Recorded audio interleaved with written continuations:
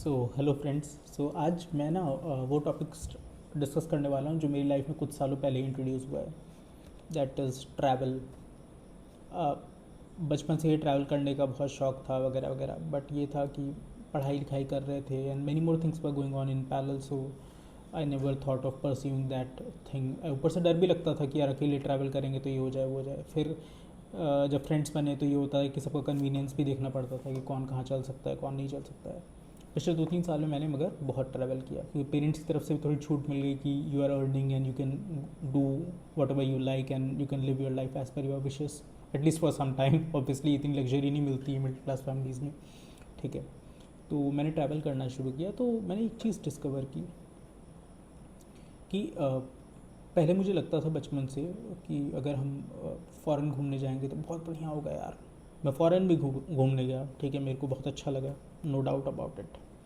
But एक चीज़ मैंने रियलाइज़ की, इंडिया में जितनी डाइवर्सिटी है ना घूमने में, दूसरी जगह मिलना बड़ा मुश्किल है। इंडिया में साउथ मैंने काफ़ी साल में रहा, वहाँ पर मैंने जो कल्चर देखा, वहाँ जो हैबिट्स देखी, वहाँ जो थिंकिंग प्रोसेस देखा, that was quite different to central part of India. Central part of India में मैं राजस्थान, मध्य प्रदेश गया, उसके बाद गुजरात गया। गुजरात तो खैर थोड़ा वेस्ट में आता है, तो वहाँ पे कल्चर एकदम डिफरेंट है, थिंकिंग थिंकिंग अलग है। एंड मौसम जितना बदलता है ना इंडिया में, वो ब्यूटी को और एनहेंस करता है। दूसरी कंट्रीज़ में आप देखोगे कि मौसम काइंड ऑफ कांस्टेंट रहता है। अभी तो खैर यूके में कि थोड़ा हीट वेव बोल रहे हैं कि हीट वेव आ रही है वगैरह वगैरह, और उनकी हालत ख़राब हो गई है, जबकि वो ज़्यादा से ज़्यादा 30 डिग्री सेल्सियस है, ठीक है, 30-35 डिग्री सेल्सियस है। हम लोग तो हमेशा से 50 डिग्री सेल्सियस में रहे हैं, पसीना टपकाते टपकाते रहे हैं, हमको तो आदत हो गई है, ठीक है। और उसके बाद हम एक्सट्रीम सर्दी भी देखते हैं। जो जम्मू वाले लोग हैं, जम्मू कश्मीर वाले लोग हैं, वो शिमला वाले लोग हैं, वो तो एक्सट्रीम सर्दी भी देखते हैं। जब प्लेन्स में आते हैं तो गर्मी में काम करते हैं, जितने भी वर्कर्स आते हैं वहाँ से, चाहे वो डिफरेंट एमएनसीज़ में काम कर रहे हैं वगैरह वगैरह। उसके बाद में नॉर्थ ईस्ट मैंने अभी तक पूरा एक्सप्लोर नहीं किया है, थोड़ा बहुत ही घूमा हूँ, बट वो तो और इंटरेस्टिंग है। कल्चर अलग है, खाना अलग है, डिफरेंट तरीके के लोग हैं, ठीक है। Very soft spoken. एक चीज़ बड़ी अच्छी है कि they are very soft spoken, whereas when you go in south India ना, people are very educated when they speak ना, you are able to sense कि यार दे आर लर्नड पीपल। आप अगर नॉर्थ इंडिया स्पेशली अगर उत्तर प्रदेश में आप घूमोगे तो विल फाइंड कि people are very good story tellers. आप अयोध्या जाओ, आप काशी जाओ, अगर आप पूछो ना उनसे कि इस मंदिर के बारे में बताओ तो पूरी कहानी के फॉर्मेट में बताएंगे आपको कि यार ऐसे ऐसे ये हुआ, फिर राम जी ने ये कहा, फिर कृष्ण जी ने ऐसा महाभारत में कहा था वगैरह। वो बड़ा स्टोरी के फॉर्म में ऐसा बताएंगे जैसे वो गाकर बता रहे हैं, बड़ा इंटरेस्टिंग है। और वही आप जाइए उत्तराखंड में, उत्तराखंड में पहाड़ियों वाली कहानी मिलेंगी कि ये माता का देवी का मंदिर था एंड ऑल, वहाँ पे ऐसा ऐसा किसको श्राप मिला था या फिर ऐसा इस माता ने इस पर कृपा की थी, ठीक है। उसके बाद यहाँ से शक्तिपीठ वगैरह भी बने हुए हैं, तो उनके बारे में भी बहुत सारी कहानियाँ। तो every state has got its own flavour, whereas most of the people who have traveled across I would say Europe, they are like कि हाँ काइंड ऑफ सिमिलैरिटीज़ हैं थिंकिंग प्रोसेस में and their approach towards life, but in India ना you will find difference. For example if you go to Rajasthan, beautiful city, talks about valour, their contribution towards Swaraj, and I mean sorry, their contribution towards fight against Mughals. So it talks about sacrifice. You feel that pride, उनकी बातों में pride झलकता है when they talk about their Rana ji, basically Maharana Pratap and the whole lineage of Maharana Pratap, Rana Sanga, उसके बाद में मीराबाई, उसके बाद में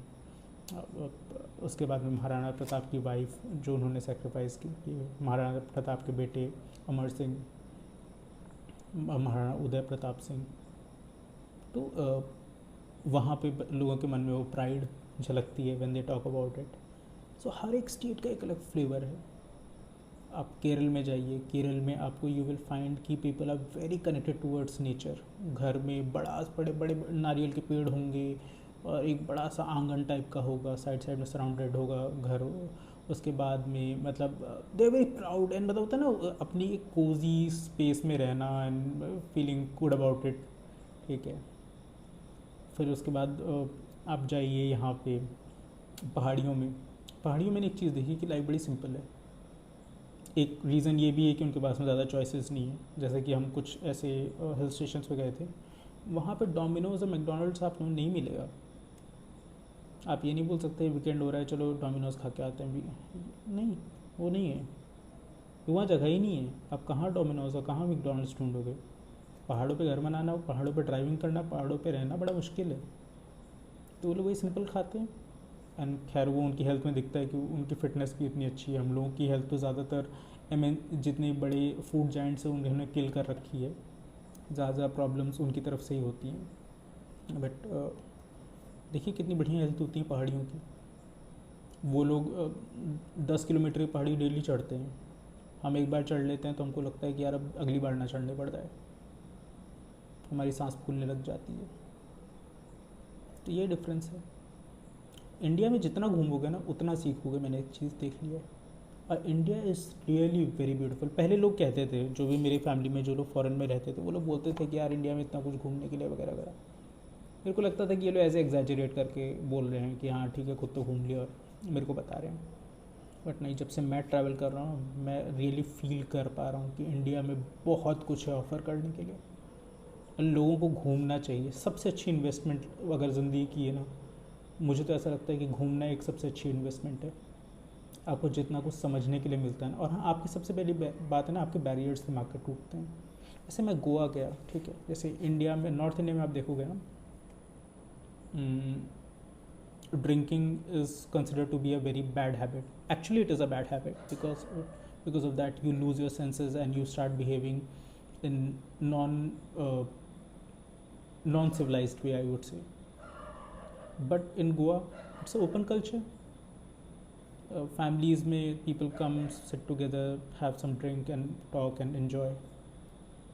तो जब वहाँ गया तो मेरे को लगा कि हाँ यार ये भी ठीक है, कोई प्रॉब्लम नहीं है। ठीक है, आप जैसे नॉर्थ इंडिया में रहोगे, highly dominated I would say religious areas में, तो आपको पता चलेगा कि यार नॉन वेज नहीं खाना चाहिए वगैरह वगैरह। ठीक है, I am also vegetarian and proud vegetarian. But when I went to Bengal and all those areas, they are also very religious, but they eat non-veg because वहाँ पे उनकी जो प्रकृति थी वो उनको नॉन-वेज प्रोवाइड करती थी उतना, और उनको पेट भरने के लिए कुछ ना कुछ तो चाहिए था। So they are non veg eaters, that's absolutely fine. Kerala में भी ऐसा ही है, असम में भी ऐसा ही है, for that matter Arunachal Pradesh में भी वैसा ही है।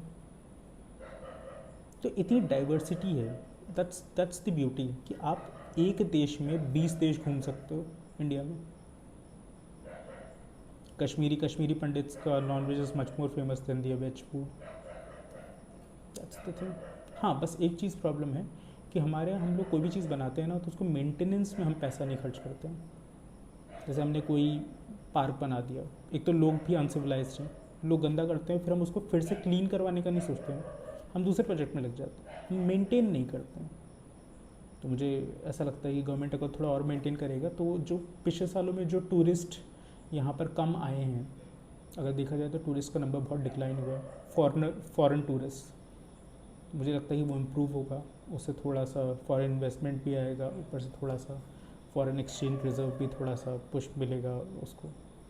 तो that's the thing. Thank you.